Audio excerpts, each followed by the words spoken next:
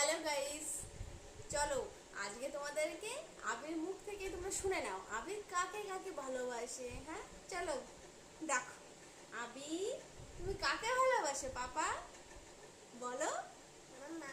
মাম্মাম। আর কাকে? পাপা। দেখলে তো বন্ধুরা, আবির কাকে ভালোবাসে। চলো দেখি। মাম্মামকে হামি করে দাও।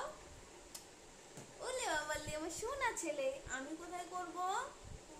ওখানে।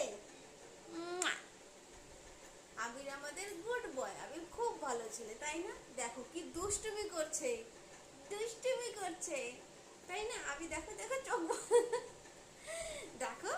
বাবা, বন্ধুদের একটু হাই করে দাও। হাই বন্ধুরা বলো।